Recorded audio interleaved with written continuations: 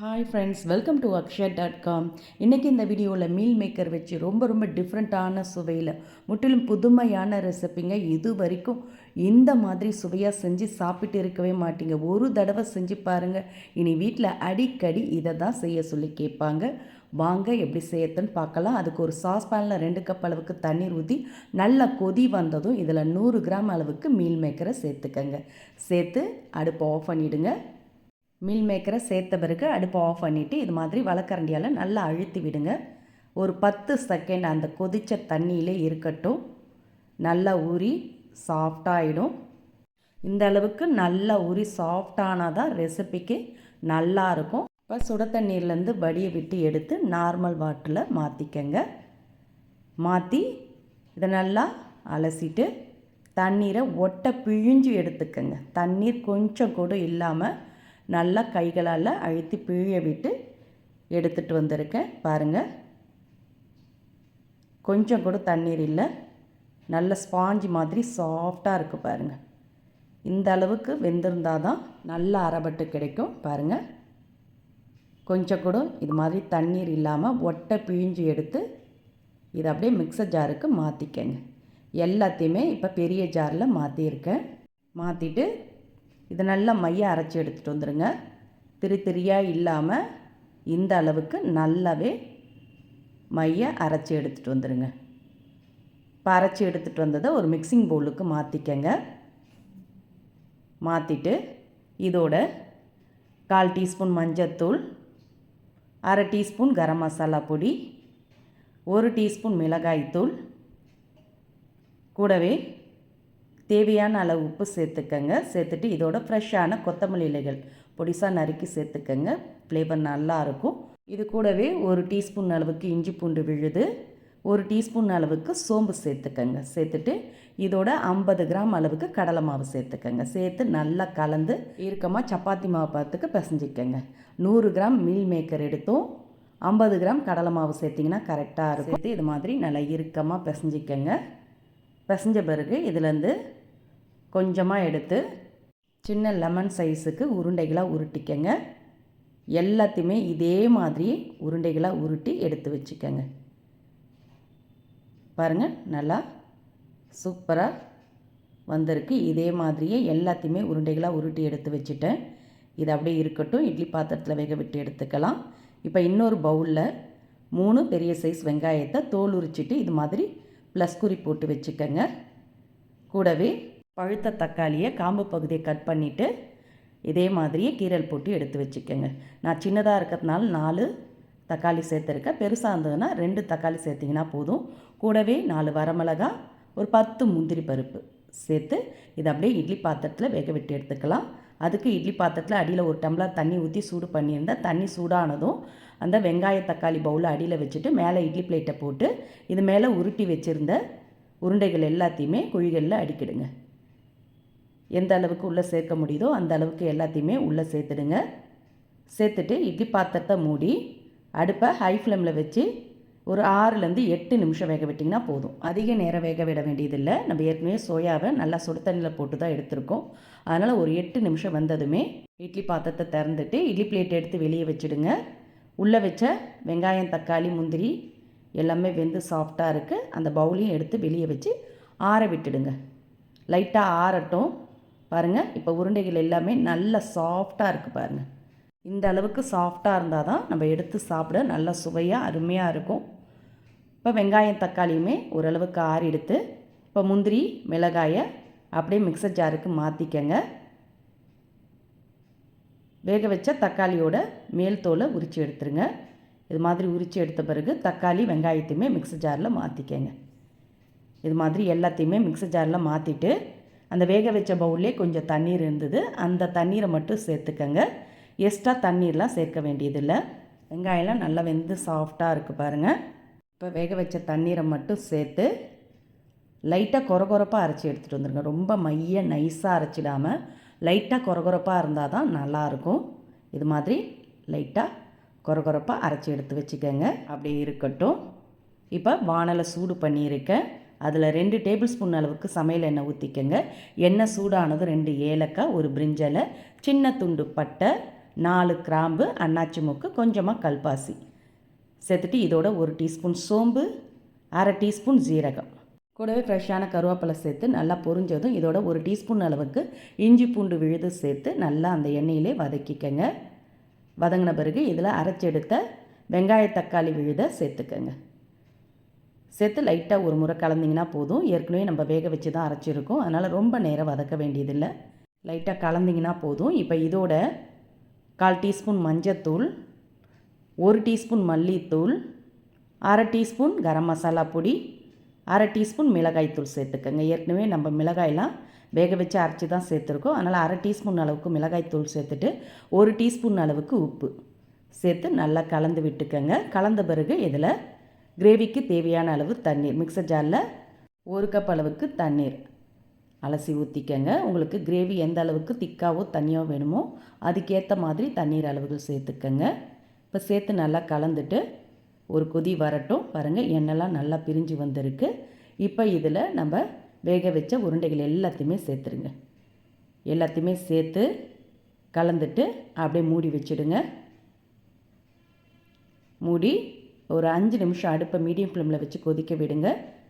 மசாலா காரெல்லாம் நல்லா இறங்கி நல்லா சாஃப்டாக அருமையாக கிடைக்கும்.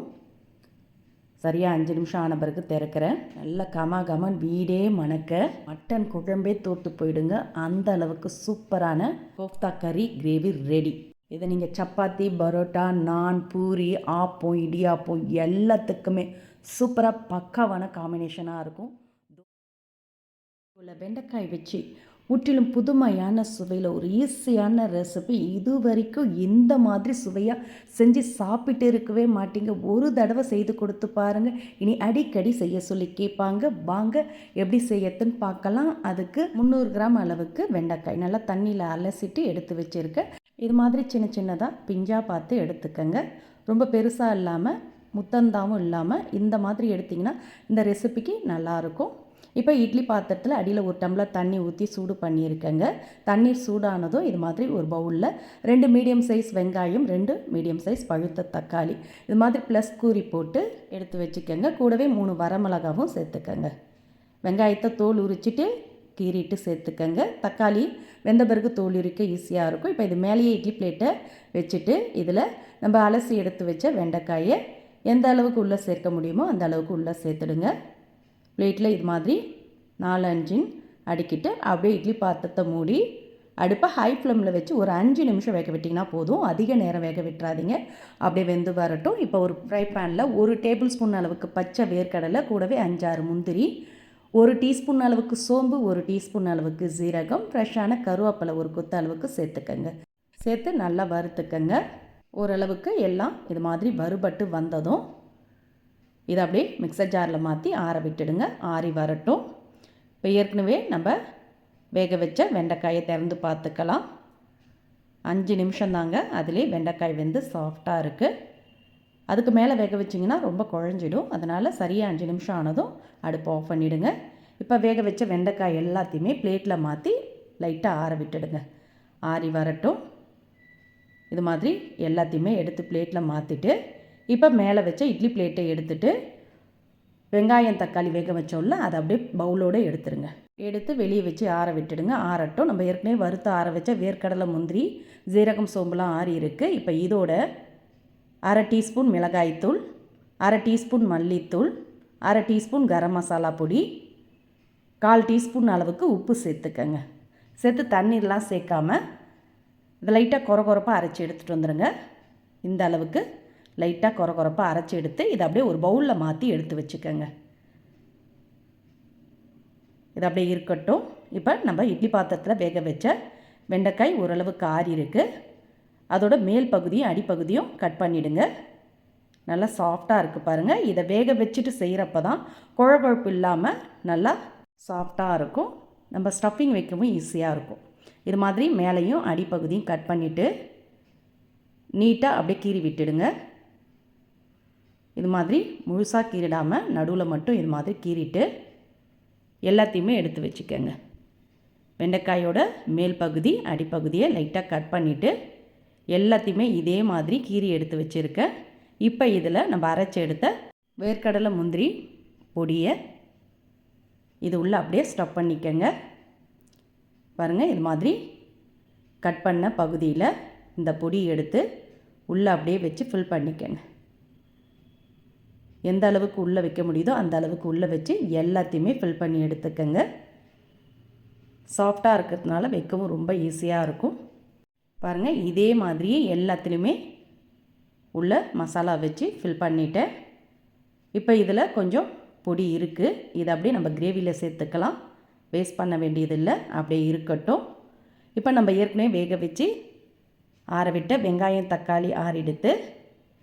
இப்போ தக்காளியோட மேல் தோலை உரித்து எடுத்துடுங்க. இது மாதிரி உரித்து எடுத்துட்டு இதை அப்படியே மிக்சர் ஜாரில் மாற்றி அரைச்சி எடுத்துக்கலாம். நல்லா சாஃப்டாகவே வெந்திருக்கு. இந்த வெங்காயத்தையும் தக்காளி மிளகாய் எல்லாத்தையுமே அப்படியே நம்ம ஏற்கனவே பொடி அரைச்சோல்ல அதே மிக்சர் ஜாரில் சேர்த்துக்கங்க. சேர்த்துட்டு இந்த வேக வச்சதுலேயே கொஞ்சம் தண்ணீர் இருக்குது, அந்த தண்ணீரை சேர்த்துக்கங்க. எக்ஸ்ட்ரா தண்ணீர் சேர்க்க வேண்டியதில்லை. இதை அப்படியே நைஸாக மழை அரைச்சிடாமல் கொஞ்சம் கொரகொரப்பாக அரைச்சி எடுத்துகிட்டு வந்தீங்கன்னா கிரேவிக்கு நல்லாயிருக்கும். பாருங்கள், இது மாதிரி கொரகொரப்பாக அரைச்சி எடுத்துக்கங்க. அதிகம் தண்ணீர் சேர்த்துற வேண்டாம், இந்த அளவுக்கு திக்காகவே இருக்கட்டும். இப்போ செய்யறதுக்கு அடிகனமான கடாயை சூடு பண்ணிக்கங்க. அதில் 2 டேபிள் ஸ்பூன் அளவுக்கு நல்லெண்ணெய் ஊற்றிக்கங்க. இந்த ரெசிபிக்கு நல்லெண்ணெய் ஊற்றி செஞ்சிங்கன்னா தான் சுவை கூடுதலாக இருக்கும். இப்போ எண்ணெய் சூடானதும் 1/2 டீஸ்பூன் கடுகு, 1/2 டீஸ்பூன் சோம்பு, கூடவே ஃப்ரெஷ்ஷான கருவேப்பிலை, ஒரு 5-6 உரிச்ச பூண்டை 1 பாதியமாக இடித்து சேர்த்துக்கங்க. இப்போ கடுகு சோம்பு பொரிஞ்சு பூண்டோட பச்சை வாசனை போனதும் இதில் நம்ம அரைச்சி எடுத்து வச்ச வெங்காய தக்காளி விழுதை சேர்த்துக்கங்க. சேர்த்து நல்லா கலந்துக்கங்க. இதை நம்ம வேக வச்சு தான் அரைச்சிருக்கோம், அதனால் ரொம்ப நேரம்லாம் வதக்க வேண்டியதில்லை. லைட்டாக கலந்த பிறகு மிக்சர் ஜாரில் 1/2 கப் அளவுக்கு தண்ணீர் அலசி ஊற்றிக்கங்க. உங்களுக்கு கிரேவி எந்த அளவுக்கு திக்காவோ தண்ணியாவோ வேணுமோ அந்த அளவுக்கு தண்ணீர் பார்த்து சேர்த்துக்கங்க. இப்போ சேர்த்து நல்லா கலந்த பிறகு இதில் நம்ம வெண்டைக்காயில் ஃபில்லிங் வச்சுட்டு மீந்த வேர்க்கடலை முந்திரி பொடியை இதில் சேர்த்துக்கங்க. சேர்த்து கட்டிகள் இல்லாமல் நல்லா கலந்துக்கங்க. முந்திரி வேர்க்கடலை சேர்த்து இந்த பொடியை சேர்க்கறதுனால சுவையாகவும் இருக்கும், கொஞ்சம் கிரேவி திக்காகவும் இருக்கும். இப்போ இந்த கிரேவிக்கு தேவையான அளவு உப்பு சேர்த்து நல்லா கலந்துட்டு உப்பு காரம் கரெக்டாக இருக்கா செக் பண்ணிக்கங்க. பத்தாட்டி இந்த டைமில் சேர்த்துக்கலாம். லைட்டாக ஒரு கொதி வந்ததும் இதில் மசாலா ஃபில் பண்ணி வச்சுருந்த வெண்டைக்காய் எல்லாத்தையுமே உள்ளே சேர்த்துடுங்க. வெண்டைக்காயை நம்ம ஏற்கனவே வேக வச்சு தான் ஃபில்லிங் வச்சுருக்கோம், அதனால் ரொம்ப நேரம்லாம் கொதிக்க விட்டு வேக விட வேண்டியதில்லை. கிரேவியில் முழுகிற அளவுக்கு செஞ்சுட்டு அப்படியே மூடி ஒரு 2 நிமிஷம் கொதிக்க விடுங்க. நல்ல மசாலா காரெல்லாம் ஊறி சாஃப்டாகிடும். 2 நிமிஷத்துக்கு அப்புறம் திறந்துட்டு இதில் ஃப்ரெஷ்ஷான கொத்தமல்லி இலைகள் பொடியை கட் பண்ணி தூவி இறக்குங்க. நல்ல கமகமன் மணக்க வெண்டைக்காய் கறி ரெடி. இது வரைக்கும் வெண்டைக்காயில் இப்படி ஒரு ரெசிபி செஞ்சு சாப்பிட்டு இருக்கவே மாட்டீங்க. ரொம்ப டிஃப்ரெண்ட்டான சுவையில் அருமையாக இருக்கும். இதை நீங்கள் சப்பாத்தி பூரி ஆப்பத்தோடு தொட்டு சாப்பிட்லாம். தோசை இட்லி சாதத்தோட கூட பிரமாதமாக இருக்குங்க. இது வரைக்கும் வெண்டைக்காய் சாப்பிடாதவங்க கூட இந்த மாதிரி சுவையாக செஞ்சு கொடுத்தீங்கன்னா கேட்டு விரும்பி போட்டி போட்டு சாப்பிடுவாங்க. இதே மாதிரி இதே அளவுகளோட நீங்களும் இந்த புதுமையான ரெசிபியை கண்டிப்பாக ட்ரை பண்ணி பாருங்கள். வீடியோ பிடிச்சிருந்தால் லைக் பண்ணுங்கள், ஷேர் பண்ணுங்கள், மறக்காமல் நம்ம சேனலையும் சப்ஸ்கிரைப் பண்ணிவிடுங்க. நன்றி, வணக்கம்.